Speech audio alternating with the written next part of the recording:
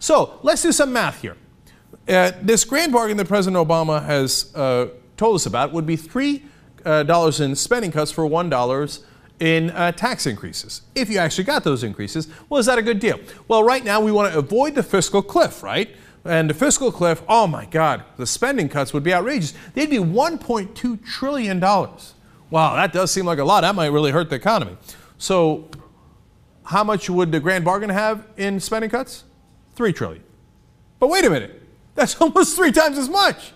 So if you cared about the slowing down the economy because there's a fiscal cliff coming with spending cuts, well then the grand bargain is literally almost 3 times as bad. So why would that help? It wouldn't help because that's not their objective. Their objective isn't to limit spending cuts. Their objective isn't to not to go over a fiscal cliff. Their objective isn't to balance the budget. It's to shift the money to the already rich and powerful. The problem with the $1.2 trillion in the sequester, which is the current law right now, is that half of it comes from defense. They're not going to take money out of defense contractors' hands. Those guys actually give money to politicians. No, they're going to leave the defense money in, as bloated and ridiculous as that budget is. And they're going to take it from the middle class and the poor. But that's not just speculation. That's, in fact, a lot of the offers that have already been given by the Obama administration in his first term. Let me give you a list. They've already said that they would take away $40 billion in federal pensions. Oh, great. Hit government workers, the middle class. But it's not just government workers overall. It's the military. They take away $11 billion from military retirement. I'm going to get back to that in a second. And then $20 to $127 billion from SNAP benefits. And that is a food stamp program. $200 to $300 billion from health care. Now, let me do the veterans here for a second. Now, when you say, hey, wait a minute, taken away from our veterans, I thought everybody agreed, oh, the veterans, the wars, and we're going to take care of you no matter what. Bullshit. You know what they already decided? They already decided in the last term, this is the one area they agree with. Since the veterans don't have any fancy lobbyists that pay the politicians, they're the first ones to get screwed. This is the top Democrats and Republicans on the committees that affect veterans have already agreed that they should be the first people to be cut in this deficit. It's sick, man. Let me read you the quotes. This is a joint letter, okay? Republicans and Democrats.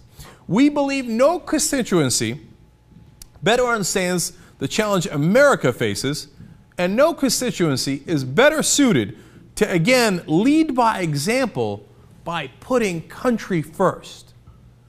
Think about that. Do you understand what kind of insult that is? They're saying, well, since you already sacrificed for our country, and maybe some of your friends died over in the wars that we started, maybe you lost a couple of limbs. Since you're already used to sacrificing for our country, we're going to ask you to sacrifice first again. Not the millionaires, not the billionaires, not the oil companies. We're going to take your money first. Democrats and Republicans agree. They continue in that joint letter. In past times of fiscal restraint, thoughtful and measured areas of budgetary savings found within veterans programs have advanced on a bipartisan basis. We recommend that the Select Committee refer to these lists when making the difficult decisions ahead. Now, I am greatly amused by that. Why? Because that's basically saying we've screwed veterans before, and it turns out it didn't hurt us at all because they don't give us donations. So the first thing you're going to want to do is screw veterans again.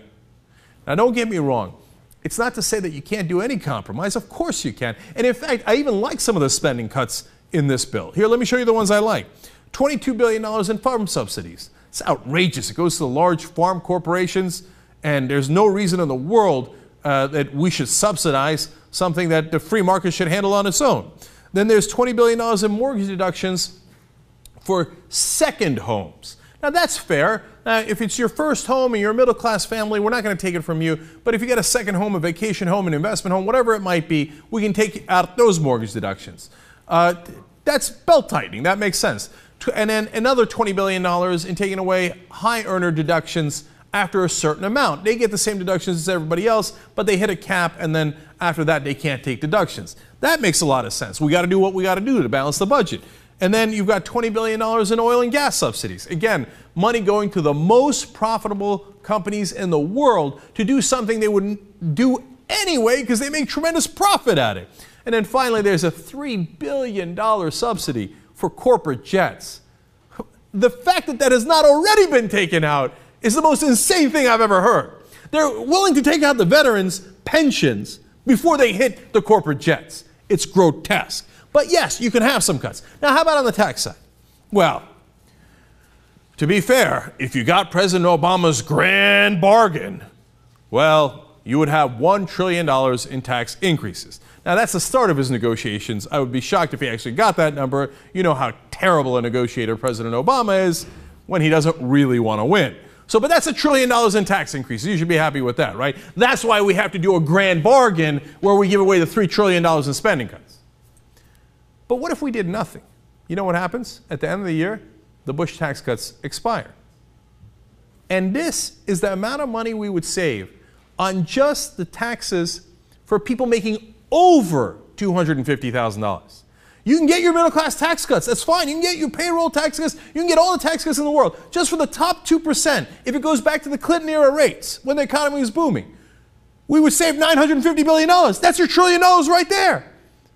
So what the hell kind of grand bargain is this? What does the middle class get? What do progressives get? We're going to get the $1 trillion anyway if we do nothing. So when you see the math and you see that in reality, this all it's doing is protecting the rich and it's protecting the defense contractors and taking the money instead from horrible cuts to the middle class, to our veterans, to federal employees, to the poor, Medicaid. Medicare eligibility would be raised from 65 to 67. Do you know how much money that takes out of your pocket? And they got to make you work longer. Why? Because Lockheed Martin needs another contract, and people like Mitt Romney need another tax cut. And President Obama is going to go along with this. In fact, most of this is his proposals from the last time around. Now, you tell me that this isn't a grand larceny. Everybody in Washington agrees, and the whole media agrees. Oh my God, we can't go over the fiscal cliff. We have to have a grand bargain. Because they're looking to rob you blind.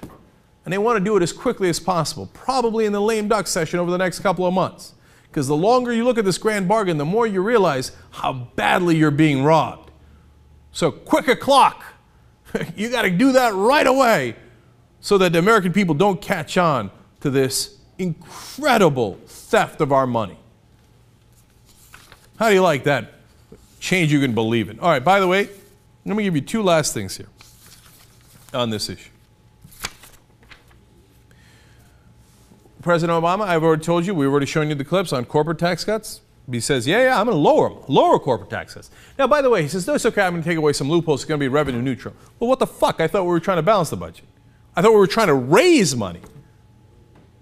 So why are you bragging that it would be revenue neutral? He loves the establishment.